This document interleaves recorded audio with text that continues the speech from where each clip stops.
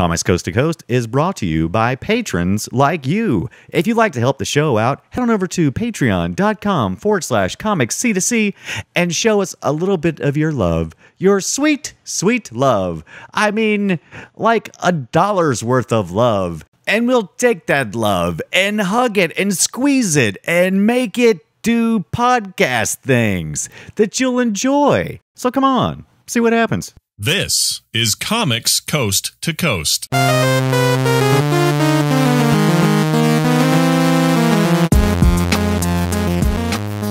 this is Brian Dunaway, and you're listening to Comics Coast to Coast, episode 326, the Phil Rood interview. That's right, Phil's back, except this time, we're going to ask him questions about himself. Before we talk to Phil, introduce my frosty friend, Joel Duggan. Starcrossed Online, that's right, it's back, and I can say it, Starcrossed Online. Joel. That's me. Yeah. Hello. How are you? I'm doing good, man. I'm doing fantastic. I'm doing better than you. Yeah, so I have this rule on the Citadel Cafe. It's in the notes, and it says no weather in the small talk. We refuse to talk about weather. So I'm going to get it out of my system on this show.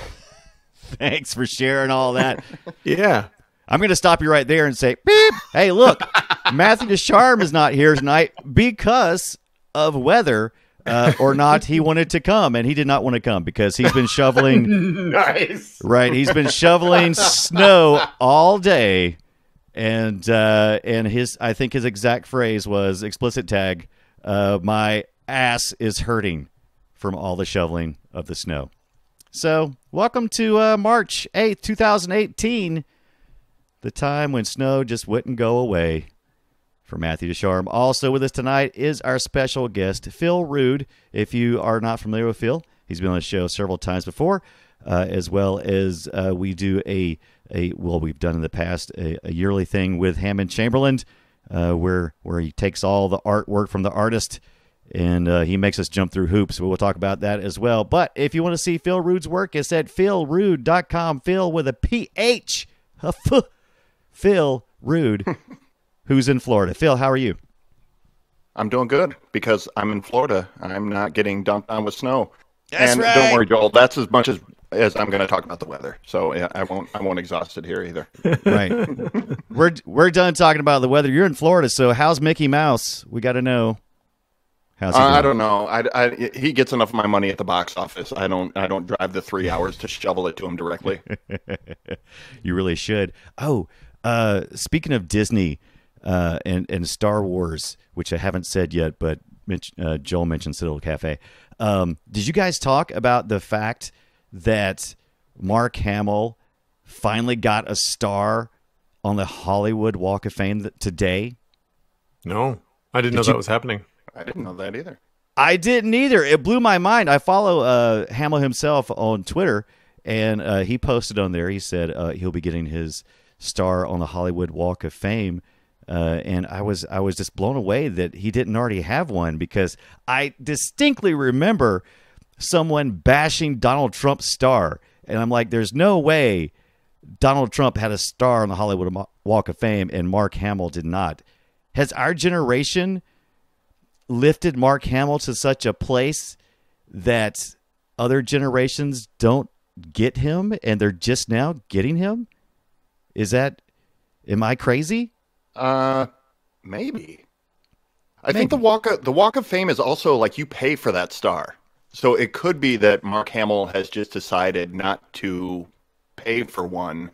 Interesting. There is some sort of payment and recommend it. You have to be sponsored, I think. I don't know. There's all these weird hoops to jump through to get a Walk of Fame star. So of course, certain people who may be more vain than others may be willing to put down the money for a little vanity play on Hollywood Boulevard before other people. I absolutely must not know anything about the Hollywood Walk of Fame. I always assumed it was like all tied into like the Oscars or something. I always just assumed that it was all just one big machine, Hollywood machine, doing that. But I guess you're probably right. So that's weird. It is weird. It is weird that he doesn't have one yet, because you would think Star Wars made such a splash Right. with the original trilogy, that he would have at least been in line for one. Yeah, I mean, and plus Corvette Summer.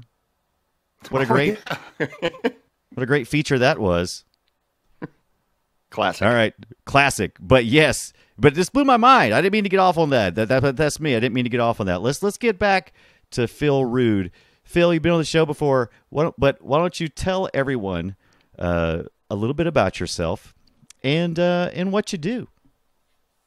Yeah, I'm 6'1". I'm a Gemini, and I enjoy long walks on the beach. I'm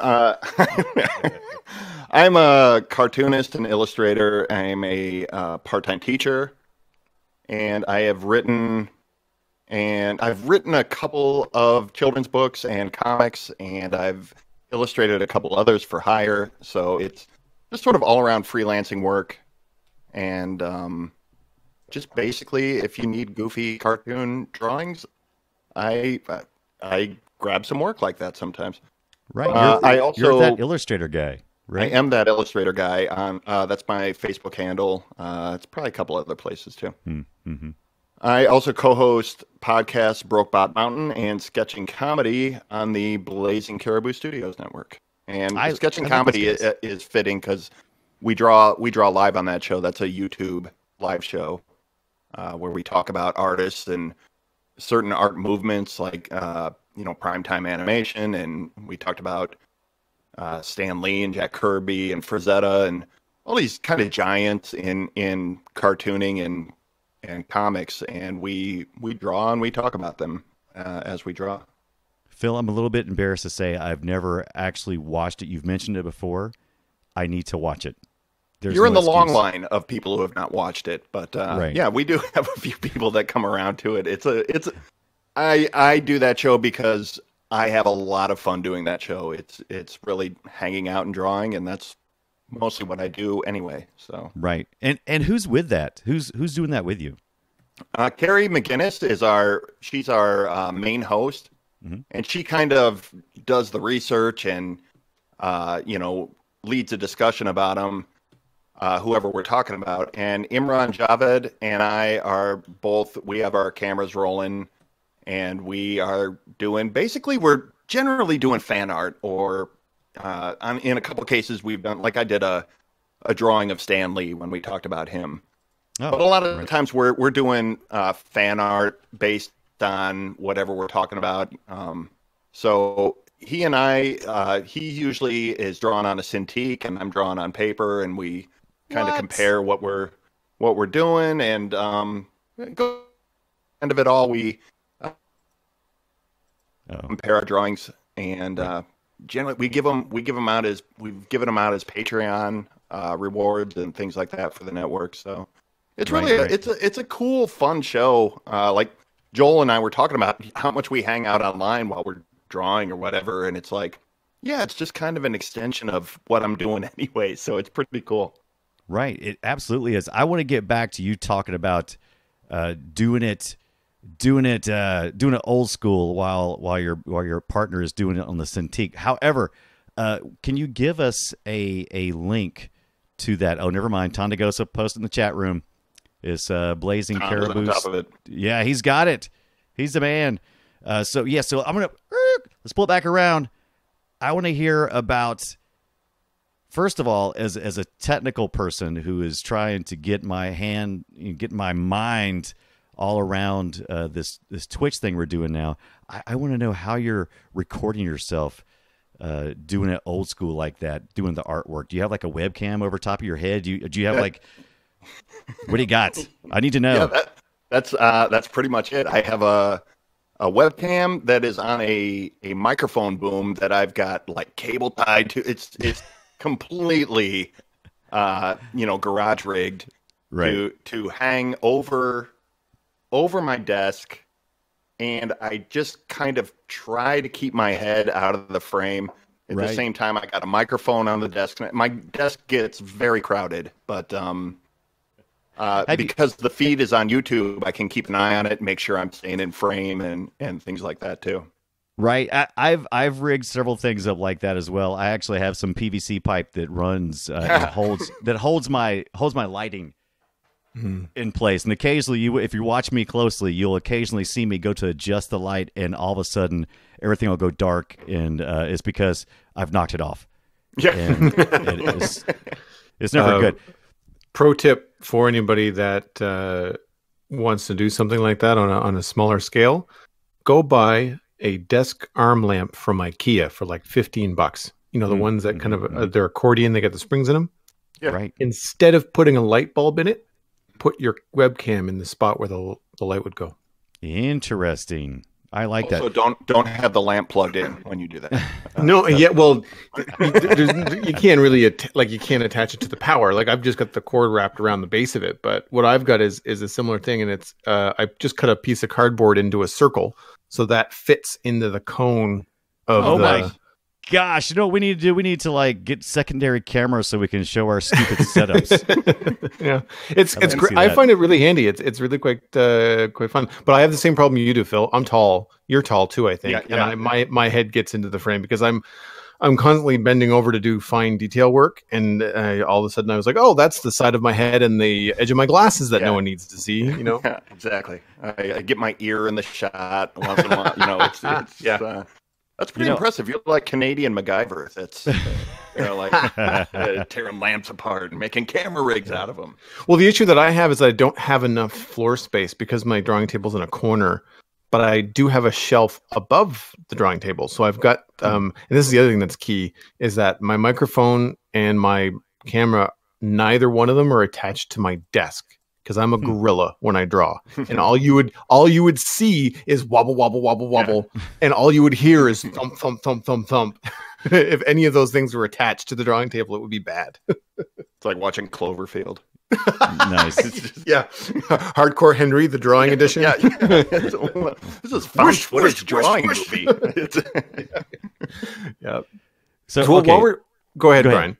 Oh, while we're talking about tools and stuff, we already established that, you know, you're drawing on paper a lot of the time. And from your Instagram and from the stuff that you post, I know that you do a lot of pen and ink work. Yeah. But I haven't asked this of a guest in a while, and I kind of want to know, what tools are you using right now? Like, what's your favorite go-to pen, brush, whatever?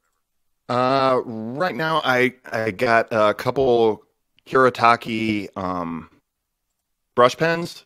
Mm-hmm. I have the brush pen that's like a brush tip that I don't use that one as much, but there's more like the marker tip, like the felt tip, Kuretake's. Right. You know what I'm talking about? Okay.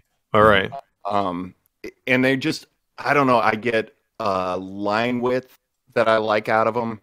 And it's also super easy to control them. It's not quite like controlling a brush or, like I use a crow quill once in a while. I enjoy a line you get with the crow quill, but I'm also, what's the word? Stupid. And I will pause with my hand above the paper, and inevitably a big drop of ink will drop off the edge of the nib and splatter all over what I've been working on. So I'm really clumsy with traditional inking tools, but I like the Kuretake's. I think they're just a really versatile, easy to control pen that I get a good line out of. Right. And that's the thing about working with traditional media that I forget about, because I'm working in digital so often that I will go to say, okay, I'm going to work traditional today. I feel like doing a little bit of painting, or I feel like doing a little bit of inking, and I'll run to my supplies, and I realize I don't have everything I need, and how inconvenient that is, and how messy all of it is. And I get so frustrated because, you know, in my digital world, I could pull up anything. You know, it's like, you want to ink? Do it. You want some paint? Do it. It's just all. It's in one place, and it's easy to put back because you just click out of it. But I'm sort of technically challenged. Yeah. And you know, I have a caveman brain that doesn't quite. It doesn't quite link up with drawing in Photoshop. I color in Photoshop, or I color in Procreate is sort of my new favorite thing. That's great on the iPad. Mm-hmm. Right. But I don't really, you know, there's a learning curve to it. I'm always afraid I'm gonna. Okay, I get Manga Studio down. That's great. and then there's a big shift to something else, and Right. you know, something stops updating, and eventually you have to learn a new software. I'm always worried about that, and it's like paper will always be paper. You know what I mean? And it's always the same, and I can always get it. And Speaking of, Stephanie Ray in the chat wanted to know what paper you're drawing on. Usually for a good paper that I want to use, I just use and good is relative, like Strathmore 300 Bristol board. Yeah, that's pretty standard. I think a lot of people. It is. It's nothing fancy. It's just a little heavier. I erase a lot, so I need something that holds up and takes ink well. Do you do the smooth or the vellum finish? The smooth. Yeah. Every once in a while, I'll find a sketchbook though that has like really good, like maybe 65 or 70 pound paper that just has the right finish on it, and it takes ink perfectly. And I'll just kind of draw some good stuff in a sketchbook, and I always like that because it just seems simpler. I always seem a little less hung up on things. It's like, oh, it's just a sketchbook, so I'm not precious with anything, and you get a little less pressure on yourself when you do that, I think. Yeah, that's why none of my sketchbooks are nice. Like, there's a brown paper sketchbook that I have, and I do quite like it, but none of them are expensive or nice at all. Right. Because, like, the back of the brown paper sketchbook, it's a cutting board. Like, I use it at conventions to cut paper. Yeah. Like it's all scarred up. Like, it just nothing is precious with it.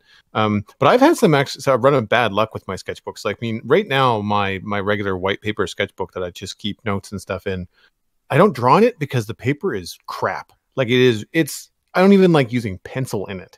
And it's really disappointing because I don't sketch in it very much. I usually sketch in the brown paper one. And even then I have to be in the right kind of mood to do brown paper sketches because they're usually, for me, they're more involved and stuff like that. But do you ever do any colored paper at all, Phil?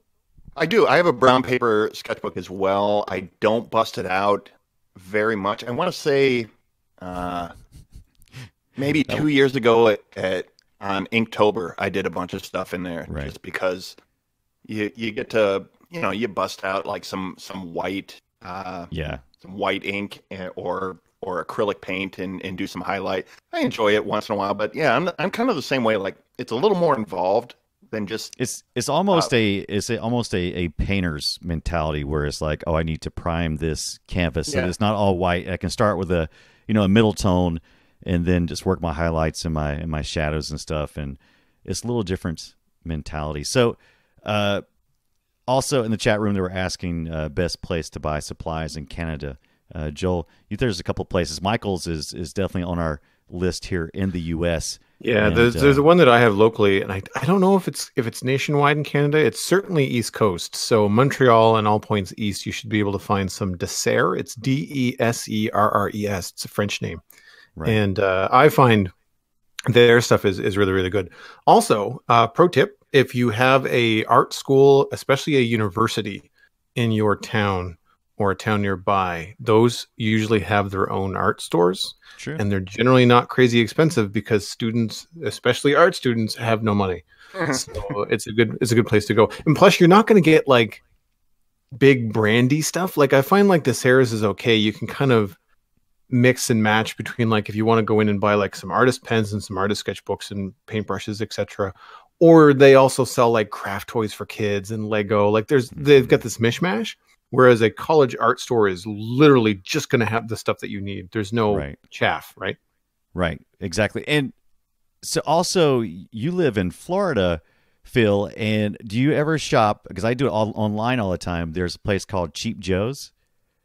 I don't know Cheap Joe's. Well, I believe the last time I looked is a business that's located in Florida. Maybe it's just online only. I just always assumed that it was a retail outlet attached to it. But I used to shop there a pretty good bit. There's another place too that I used to shop online a lot. But since we got about 5 years ago in my small to medium sized town, we have Michael's and Hobby Lobby both came in, and I'll tell you, it's just Hobby Lobby is the place for me because 40% off on sketchbooks most days. I'll walk in and I'll walk out with a sketchbook for like $5. And it's just insane that I can get a sketchbook that cheap. I got to ask a question also. something that I always desire as an artist is to get the stitch bound sketchbooks, but I know better because I only function well with paper that is on a flat surface, and so I always go with spiral bound. Do you guys ever get the stitch bound books, like the hardback kind of sketchbooks that are a little bit more permanent? The only ones that I have that are hardback are my small travel ones, the ones that are like 4x5. Right. And that's because you're really not doing anything super precious in that to begin with. Right. And you can usually get away with it. Like you can usually hold it flat and not have it be cumbersome because it's only the size of a postcard.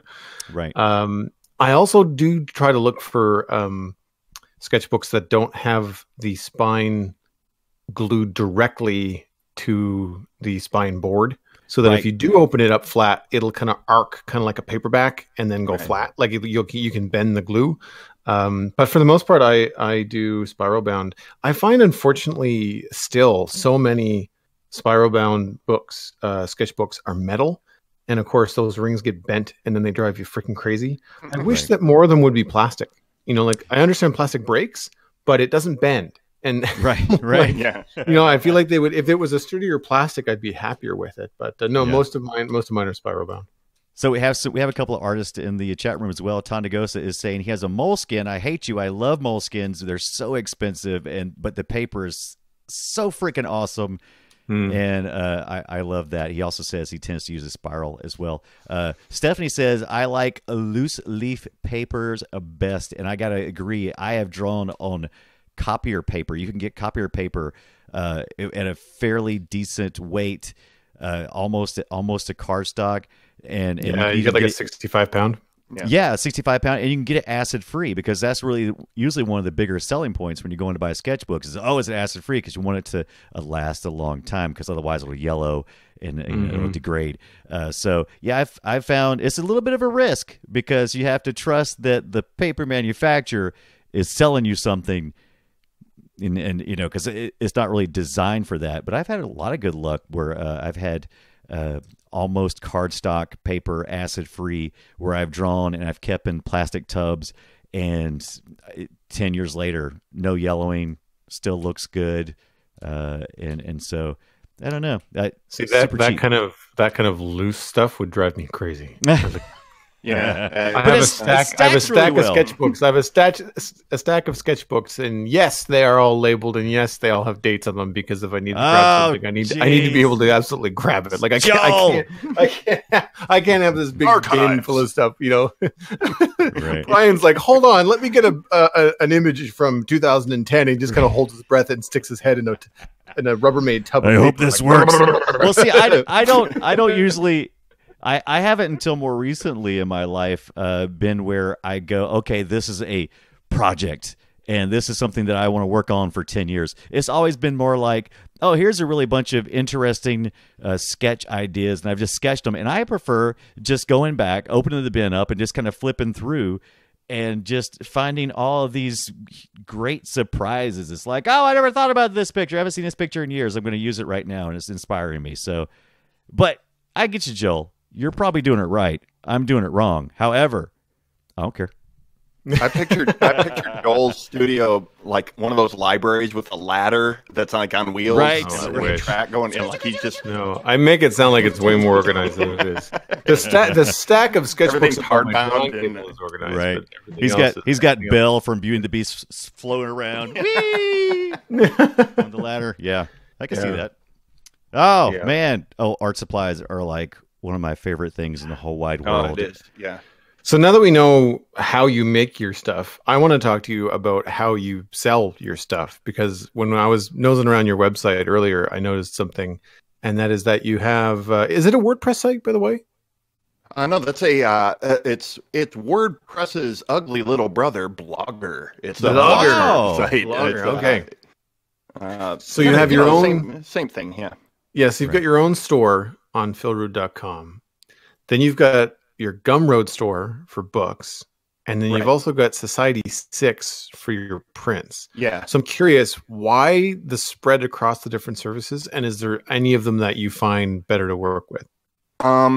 the spread is honest. It is something that bothers me because it is, you know, you like to have a store in one place, but you know, it's print on demand for most of it, or in the case of like Gumroad, everything's automated. It keeps me from having to order, you know, do an offset run and store books, and you know what I mean? Like it's one of those things that I think a lot of us deal with. You probably deal with it with Starcrossed a lot. When you've printed books for Starcrossed, like where do you keep them all and things like that? Right next to my sketchbooks in a box. Yeah. Oh yeah, no, I had them all here, but I mean it's different too. I mean it depends on the size. I mean with Forge Publishing, when we did Piper's book, I don't have those. Those are all in Sales Geek in Virginia with Dave. Yeah, that's it's third party. So everything I've done pretty much as a print on demand, or any way I can automate it. Like I sell my regular store is mostly a couple zines that I've done, but mostly like original art, and Gumroad is all digital books. For print books, I publish through CreateSpace most of the time, which is it's owned by Amazon. So when you publish through there, you just they sell it through Amazon. So it's an easier way, and then they cut you your end of it at the end of the month or whatever. So I mean, it's spread across there, and it's kind of a pain, but I try to label it and keep it as clear from the main site. You know, what are you looking for? Are you looking for a print book, for a digital book, for this, that? Because it just keeps me from having to do all the shipping and store books and store prints and things like that here. Yeah, I agree with that. That's like the nightmare. I mean, Joel likes doing that because, you know, it works out for him. But I did it with Starcrossed because I want to say 90 to 95% of my Starcrossed sales are in person at conventions, and I don't fly to conventions. So Starcrossed is a 6x9 book. It's only 100 pages. So I mean, I can fit a box of those in the trunk of any car, which is more than I'll sell in a weekend. Right. So for me, that kind of stuff is easy. It's also an easy thing to ship because it fits in a sturdy envelope. You know, and I'm not running to the post office selling hundreds of these, right? Like, I mean, in 2017, I think I mailed 2. I sold more than 2, but I only had to mail 2 of them. The rest of them were in-person sales at events like HalCon or Geequinox or whatever. Now with the Forge stuff, that is way different. That is essentially, for me, it's automated, but I pay Dave Michael for a service because he does the fulfillment for me.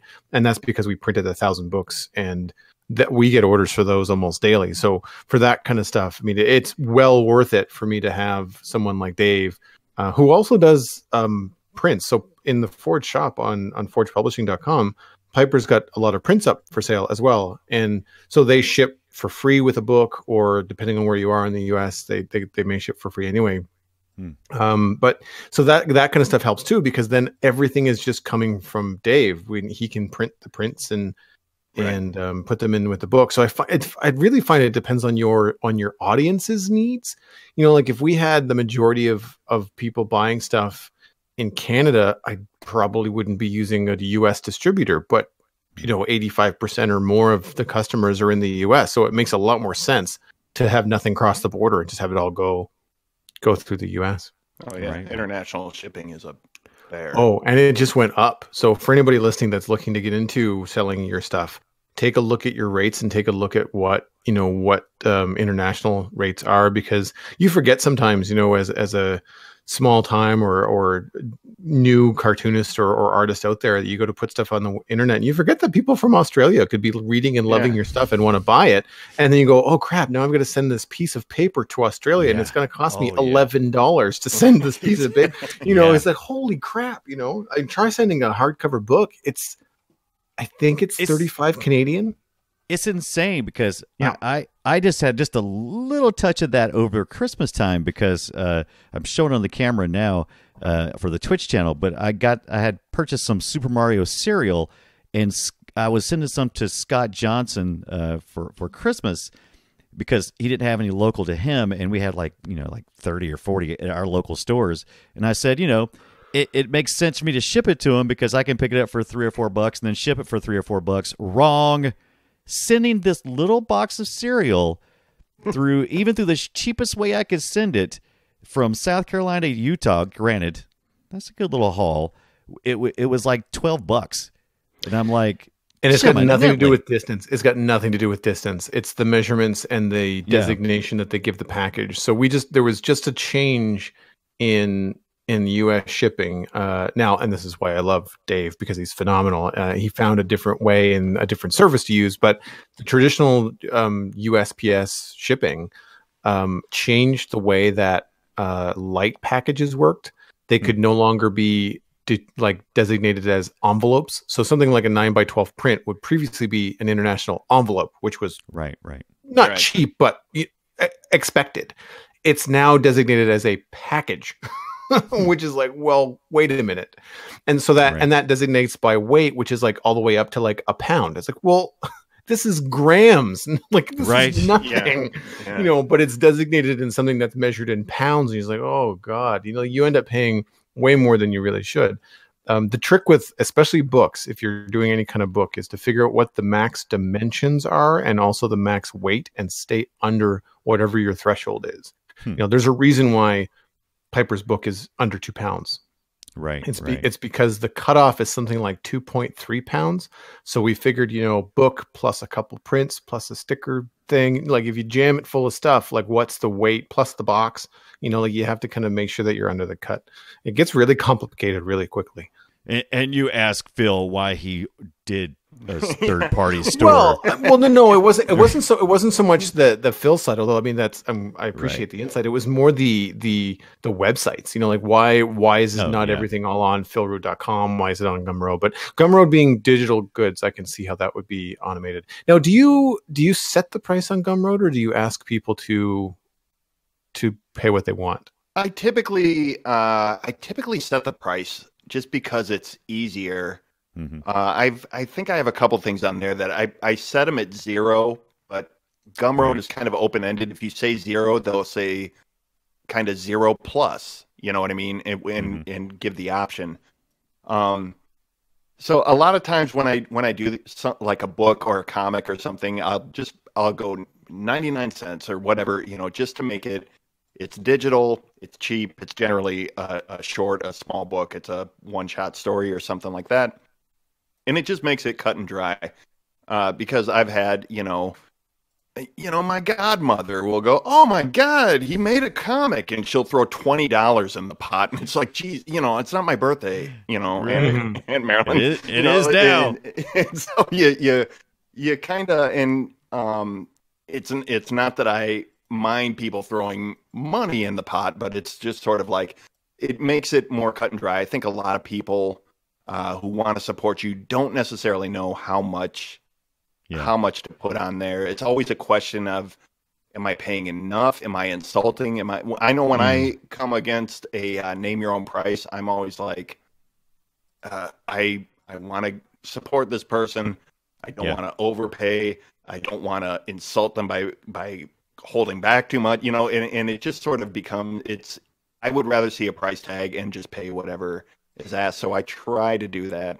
And I also have made a couple bundles where it's 99 cents a piece. I'll put 6 or 7 of them together and just say $5, and you can download the whole kit and caboodle of them all. Kit and caboodle, because the one that you're talking about is Zen Cats, right? Zen Cats is on there, yeah. I enjoyed that. And I think that's one I picked up, and we had this exact discussion in our Discord channel, because I was like, it says 0. I want to give something, and I went through this whole process of figuring out what Brian would pay. We got to see how Brian's mind works for a little bit there. We did, and name a price, because it is complicated, isn't it? Yeah, but I figured out a way to do it, and I feel like it was a fair price for what I gave. You probably disagree. Absolutely. You're probably like, no way, man. No way. So it's a good question. Stephanie in the chat room does ask, how do you set your prices for art, labor, materials, prints, originals? I'll tell you my quick answer, which will be totally wrong, and then I'm going to let Joel and Phil fill in what they think. Usually how I do it is I go, okay, is this something that I should already know how to do? If it is, I will charge, like if I know it'll take me X hours. So let's say that I know that it takes me, 8 hours to illustrate something that someone requested. This takes a lot of knowing yourself for setting prices, is knowing how long it takes you to complete a piece and to be honest. You got to be honest with yourself how long it's going to take to complete. You can't charge the customer. You can. I try not to charge the customer for my learning curve. So if I go, yeah, I can do that, but I don't know how to do it yet, and I know I got to go learn how to do it, or it's outside my comfort zone, I don't charge them for my learning process. I charge them what it should take me to complete if I had the skill set. And how I usually consider it is what would be a reasonable skilled labor charge in my area. If a professional like a plumber or whoever is going to get somewhere between $45 to $90 an hour. That is a professional person who has experience in what they're doing. Forget all this stuff of what is art worth. There's a lot of ways to do it. I am very much a workman, and I think, okay, if I was doing plumbing and I was really good at plumbing, I would charge $90 an hour. So if it's going to take me 8 hours to finish this and I charge $90 per hour, here's the final rate. Can the customer afford that? I don't know. Maybe that project's not for you. But that's how I do the math. That may be kind of oversimplifying what I do. What do you guys do for when you're setting your prices? Materials, by the way, materials are materials. I don't charge for materials other than what it cost me. So if I go buy a sheet of paper and it's $1 sheet of paper, then I pass that cost on $1. Go ahead. Yeah, that's pretty much in line with how I do it too. I try to guess. On average, it takes me this much to do. I also try and factor in what it's going to be used for. Mm-hmm. If it is something that's going to be used for like merchandising or something like that, then I may say, okay, in addition to this fee, I want a slice of, I want a royalty basically. Mm-hmm. So, it all depends. It depends on the client. It depends on. Sometimes I'll factor in not learning curve, but just sort of like try and gauge like how much back and forth is this going to take, and that as opposed to going, oh, this would take me 8 hours to do, right. But I have a sense this is gonna. You do enough freelance work, after a while you get a little gut sense of like, oh, this is an 8-hour job. This is a 12 or 16-hour job. Yeah, you have to look at your client and go, okay, that's a 3 revision client there, or that's a 5 revision client. You're absolutely right. Also, one of the things I was describing when I started was there's a big distinguishing factor of what Phil's describing, which is putting your creative background into something where the person comes to you and goes, you make something. What I was describing was work for hire.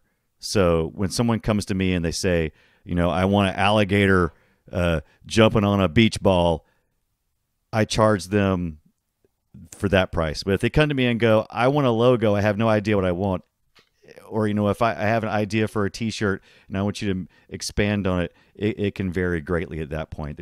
You're right. There's a big factor. There's a lot of people that I have told, you have to give me a jumping off point, because I can't play the guessing game for 6 months while you make up your mind. Because a surprising amount of people say, I want a logo. Well, what do you want? I have no idea. Right. Well, boy, that leaves it kind of wide open. Cool. But you charge those people hourly. It kind of is. A lot of times, what I'll also do is right up front, I'll go, you get 3 rounds of revisions on while we're thumbnailing. You get 3 rounds in pencils. Mm-hmm. By the time I go to ink, you get 1 small change, and then I'll give you color changes after that. You know what I mean? Like it's sort of like I lay it out like, you make your revisions count because you're getting a limited number of them. Otherwise, you can play the back and forth game for. Right. I mean, they can technically keep you on the line forever if you don't have it specified. Ever. Yeah. I have a gimmick that I use, and I hope none of my clients are listening. But I have a gimmick I use, and it's called. I call it. Give them 90% or maybe 85% of what they want, and then intentionally make something just obscenely bad that they will obviously see. Because you'll go, okay, I've made everything that I want to do, but I'm going to give the crocodile a purple shirt because clients want to have input. No matter what they say, they want to have input. So if you give them one thing to change, they feel engaged. And so I kind of intentionally hold back just a little bit. And I put just one little thing in there that's just so glaringly obvious. They go, oh, yeah, I don't like purple on a crocodile. It's no good. And then I take it out, and then they feel engaged. I've given them a change, and it seems to work. It seems a little tricky, but I've found that it works for me most times, especially if it's a client that I know is going to be one of those people. That's a great idea. Yeah, it's tricky. I've got something to add, but I want to answer Stephanie raised a question in the chat room first, and that is, how do you deal with people who ask you to do work for less than what is reasonable? Stephanie, you say no. Right. That's exactly It is right. no, and I mean that. I don't want to be rude, but you do nothing. Like when you walk around a convention floor and you see somebody selling original drawings for $20, or prints for $3 or $5 that are like big, 11 by 17 or something like that. They do nothing but hurt themselves and hurt the rest of the artists at the show. There's kind of a going rate for a lot of this kind of stuff, but when you really undershoot your own work, you're really hurting the whole industry, because ultimately what that means is more and more people have that expectation, so that when someone like me has a drawing of Clayface at their table that's an original piece for $150, people scoff at it and they go, "Whoa, why would you pay $150 for that?" I said, "Because it's an original drawing and it took me 3 hours to do." Like, that's, to me, it's a pretty reasonable price, actually, right? But if you're not doing if you're not selling your services at the proper rates, then you can end up doing more harm than good, especially to your own career. I know it's hard. I've done it, and I've done it when I'm tight on cash, and I've just had to tell people, like, you know what? I'm sorry. I'd be better off spending 8 hours on Starcrossed than I would be spending 8 hours on your thing that you want to pay me $100 for. And Tondagosa actually mentioned something in the chat room that I want to echo as well, and that is he kind of changes his stuff depending on clients. That is also very true. I can't really charge the same kind of rates at a convention that I can when a professional business comes to me and says, "Hey, we want to design a logo." Like, there's two very different business expectations there. But I think the major difference is, one is work for hire and services, and the other one is like commissions and one-offs and prints. And there's a difference between the two. For me, I do charge hourly. I have a lot of flat rates that I do for contracts, but that's because I know where my flexibilities are and I know where my strengths are. If someone says, "I need a logo," and I know the kind of logo that they want from the email conversation, which really it's, you invest 20 minutes in talking to somebody, and then, you can decide whether you're going to take the job or not. I know I can usually make more than my hourly rate. If I can nail this thing straight away, there's a chance it might take a little bit longer. But something that I put in my contracts when I deal with larger clients is that here's what you get. As Phil said, you get X revisions on this, you get thumbnails, you get, a revision here, I get color revisions there, etc. If we exceed these revisions, then we switch to hourly. Yeah. And that's usually enough, especially when people see your hourly rate. My hourly rate is $95 an hour. So when people see that, they go, "Okay, so let's stay organized and make sure that we can do this within Joel's contract rate, because otherwise he's going to be charging us, $95 an hour." Now, I'll bill on the half hour, but still, like, it's enough to kind of keep potential clients in line. Now, I don't do that with all clients, because some of my clients are return clients. We've worked with each other 3 or 4 times already, and it's really smooth sailing. It's not a big deal. first time clients, I absolutely make sure that that little thing is in there because it really keeps people on the up and up. But something that I think has come up a lot in the freelance world in general, not necessarily just with art, but just overall, is a day rate instead of an hourly rate. Because hourly rates can get, it gets difficult for people to kind of comprehend depending if they're in your industry or not. And it can get a little bit tricky sometimes. But breaking down what you want to make in the course of a year and then breaking it down to a Monday, Friday day rate is a lot easier. And then if you're doing any kind of things in batches, so this lines up a little bit more with more like crafting, like say a furniture maker or jewelry maker or something like that, where you can do a number of things and you're doing like a repetitive task. But if you know that you can make, 12 bar stools in the course of a week, and then you know what your day rate is, then you know what you need to charge to make your money back for those bar stools at the end of the day. So depending on what you're doing, whether it's a comic strip, whether it's a series of fan art drawings, then you know what to charge for them.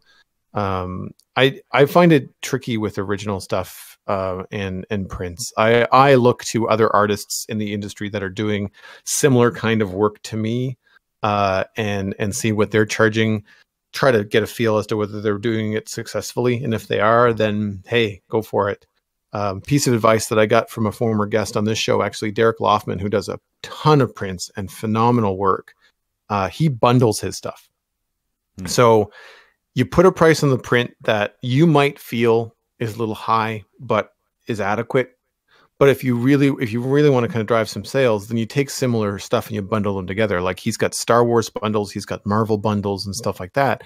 And because he bundles them, he sells probably more. People come looking for one Spider-Man print and they leave with all of the Avengers going, this was amazing, like cool. And so that kind of stuff I think is, a little bit of marketing, a little bit of research here and there, I find goes a long way. It's hard. It's such a big world once you get into like products and stuff, like when it's not just you drawing for someone and you're doing prints or books or things, and like it starts to get really really complicated really quickly.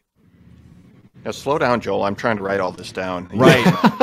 No, I mean seriously, like these are great. Like talk about going over revisions and then you switch to hourly and things like that. Like these are great tips. And Stephanie, this is really how you learn is talk to other artists, talk to people who've done it longer or have done more client work, because every job is different and you'll find your own set of circumstances, I think is the end of the day lesson here is, everybody has their little tricks to get a fair paycheck at the end of the day.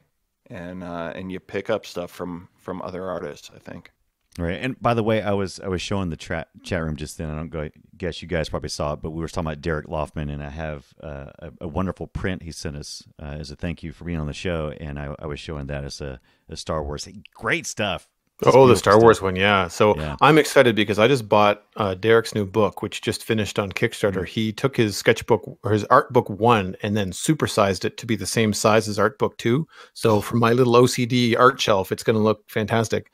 And know that. Yeah. So really, I was tweeting that all over the place. How did you? But I didn't. I know. I saw the book. I didn't know it was the same size. Oh yeah, no. So the first one was small, right? Still nice, but it was his first printing effort for a book. But then he did bigger with Art Book 2, and now he's making Art Book 1 with additional content to match the size of Art Book 2, and then he's rolling with this size going forward. But as part of a Kickstarter stretch goal, which was extraordinarily smart, he gave people a discount in his store, and if you use the discount by a certain date, then because he does his own shipping and fulfillment, your order from his store will ship with your Kickstarter book. So you save on shipping, plus you get a discount in the store. So speaking of that Star Wars print, Brian, I have my eyes on another print from his Star Wars set to go with it. And I think that's what I'm going to get to go with my book. Well, just go ahead and order 2. And, nice. We'll be done. DerekLoffman.com, people, if you want to check it out. His stuff is just phenomenal. He's awesome. Yeah. Speaking of somebody who's fantastic, Phil Rood has been on the show, and we did it again. I mean, every time you get on, we end up talking so much shop, we forget to talk about you exclusively. And maybe that's what makes you so great, Phil. You're such a giving artist. What you do and your talent is it speaks for itself. If you look at your work, I really enjoyed picking up the Zen Cats, and we didn't get to talk about it. I hate to even get into it because we're kind of running long on time here. But there was a project you just recently worked on. It's called 5x5. Yes. And I'll tell you, I just want to give you some words of encouragement, even though you didn't place with what you put in there, right? You said no, I didn't. The work that you submitted did not place, which is a shame. But what I want to say is don't give that story up. I love that story, and I love where it's going. I think the 5x5 may have been the thing that started you on that story, but I for some reason I'm loving those characters. It could be. It could be a definite jumping off point. Just real quick, 5x5 was put on by Ghost City Comics, and that's ghostcitycomics.com. And it was a 5-page comic in 5 days. They gave you a prop, a setting, and a line of dialogue that all had to appear in your comic. And they gave you those as the clock started ticking. Sadly, I didn't know when I signed up for it that would also be the weekend that my air conditioner crapped out and leaked down the walls and flooded my house. Right. So I was juggling some stuff, but I really, I came up a little bit short. The winners were printed in an anthology that came out yesterday, and I downloaded it and have been going through it for the last couple days. I did not lose to anybody I did not deserve to lose to. There's some phenomenal work in there. And at Ghost City Comics, you can download it for free. There's an audience award voting going on right now, and I would promote any of those people who are in that anthology. It's a really great challenge. Right. I think they're going to do it again next year. And it lets you get something done. It's one of those things. It forces you can't lollygag around like we all do with comics sometimes. Like, it goes, you got 5 days, get something done, and good, bad, or ugly, you've got 5 pages at the end of that 5 days, and you've finished something. It's short, it's choppy, but you've finished something. And as someone with minor ADD sometimes when it comes to projects, like that's a huge boost to just get something done. Agreed. Also, by the way, Logan Rood in the chat room says, "Hi, Dad. You're doing great." Hey, thanks, Logan. Get your homework done. Right. Nice. Cat has nothing. All right. Phil, thank you so much for being on the show again. I know we're going to have... Oh, dude, you know you're going to be back. It's why even say goodbye? It's more like we'll see you soon. Later. Yeah. Right. We'll see you soon. So, Phil, a reminder to the listeners, philrood.com is a great place to see Phil's work. We can follow you on Twitter at philrood. Instagram, is that also another of your favorites? It is at philrood75. I couldn't, for some reason, I could not get my name. I had to put my birth year on there. Right. Interesting. So, yeah, I mean, you look for me, you'll find me on there. It's pretty easy. Not a problem. I want to thank the patrons. If you want to support the show, go on over to patreon.com/comics-C2C and show us a little bit of your sweet, sweet love. Joel Duggan of Starcrawl Still Online and Forge Publishing. Thank you, sir, for being here today. Hey, thank you. I had a blast, Phil. This was really good. Absolutely. This was a lot of fun. And thanks. Go ahead, Phil. Before we check out, I want to give a quick shout out to Will Henry for Wallace the Brave, which has just been picked up by Andrews McNeil for syndication daily.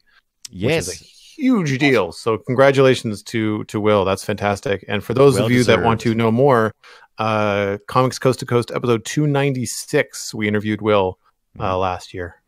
Yeah, we need to get him back on the show as well. Let's give him a little bit of breathing room, though. He's going to have some deadlines. I can feel it. just a few. I can feel it. Also, do we know who we're having next week, Joe? Well, next week is your birthday, so there is no show Comics Coast to Coast next week. However, the week after, we are going to be talking to Nick Sharma, and that is NickSharma.net. if you want to check Excellent. out some of his work. Excellent. Yes, please do that, and I will have a great birthday. Thank you for asking. Also want to say thank you to the chat room, especially Tondagosa and Stephanie, and for our late arrival, the small Rood, the Logan Rood. Get your homework done. The smallest of Roods. The smallest of Roods. But we'll be back next week. Nope, the following week at 7 p.m. Eastern Time. After we all lose an hour of sleep between now and then. I think that's it. Oh, don't forget to mention Matthew the Charm. He's great. I hate that his butt was sore from all the snow shoveling. But go look out at his work. Go to YouTube. Matt the Wad, right? Is on YouTube. Just search for Matt the Wad. So it's Matthew Descharme on YouTube. It'll come up, and Twitter for him is Matt _the_Wad.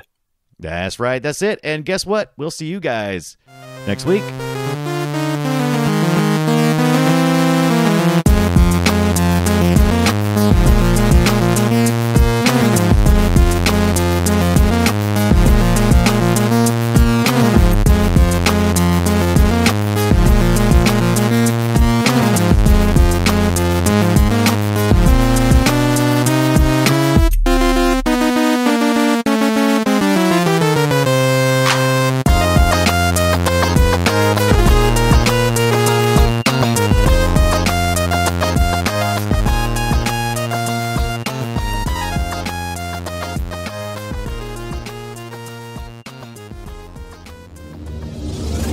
This show is part of the Frog Pants Network. Get more at frogpants.com.